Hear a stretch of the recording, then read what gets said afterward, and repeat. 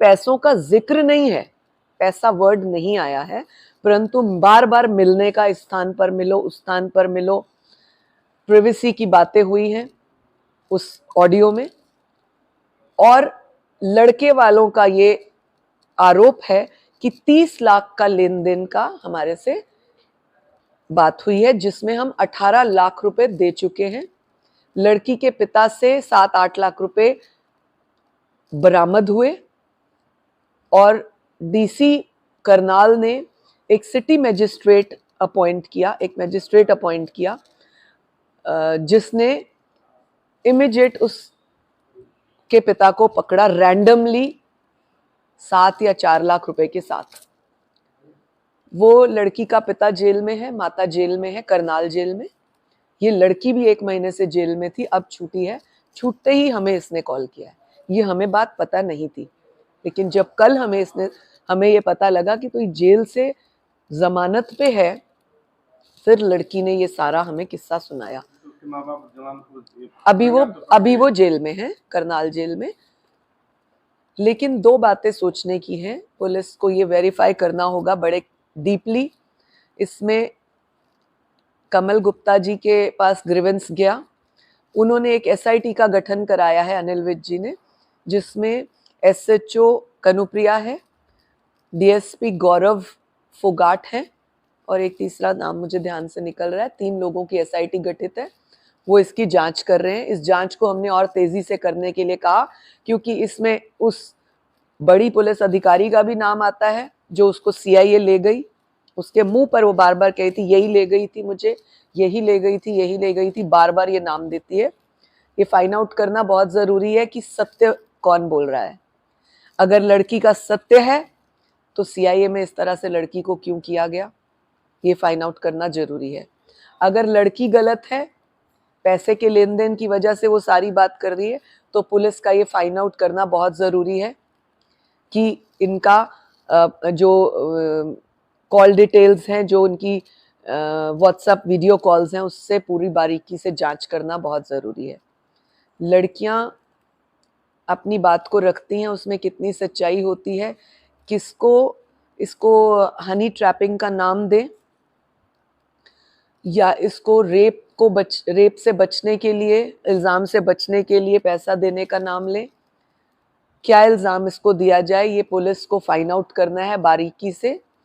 Police को हमने आदेश दिए है कल कि दोनों पहलुओं को बारीकी से स्टडी किया जाए, क्योंकि बार बार लड़की का इतने कन्फर्म तरीके से कह देना। उससे भी दूसरी बात एक हैरान कर देने वाली थी, जब हम 16 सेक्टर रात को 10 बजे सीआईए में गए तो लड़की ने अपने चाचा को बुलाया। चाचा बहुत सिंपल सा आदमी लग रहा था, लेकिन किसी की शक्ल से हम नहीं जज कर सकते, पर उसकी बातचीत बहुत सिंपल थी। जब हमने चाचा को बुलाया कि इनको सीआईए लाया गया था क्या, चाचा भी कहने लगा हाँ लाया गया था। और मेरे को जब फोन आया कि सीआईए लाया गया है, तो मैं भी जब सीआईए आया तो मुझे ये लड़की नहीं दिखी कौन से कमरे में है, परंतु मुझे मेरी भाभी बाहर बैठी हुई दिखी, यानी लड़की की माँ।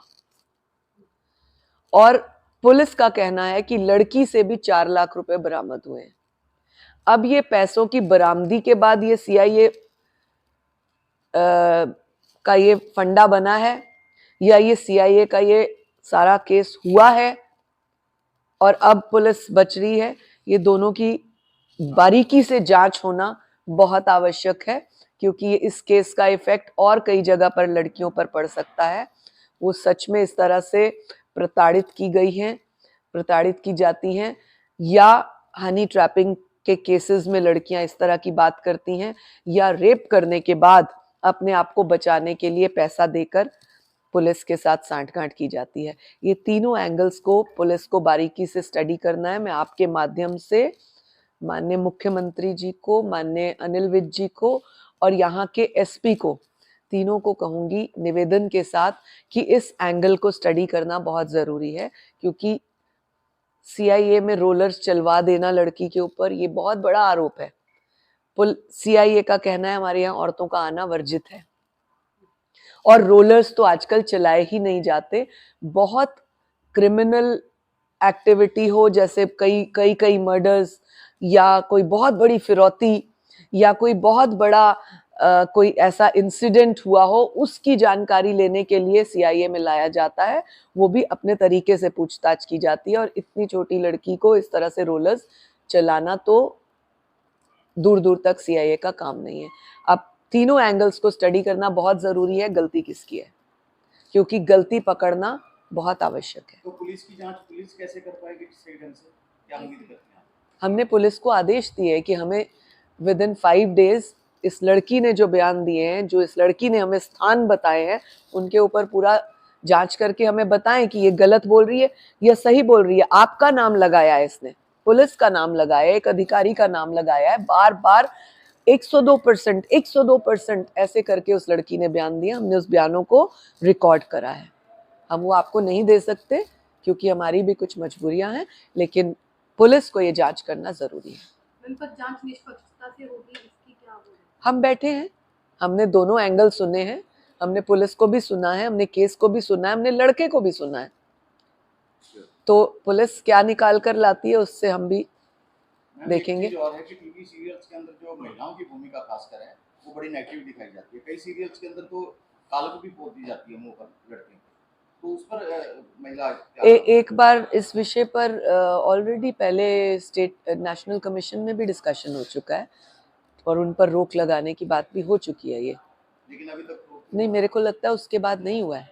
पुराना कोई आपने सीन देखा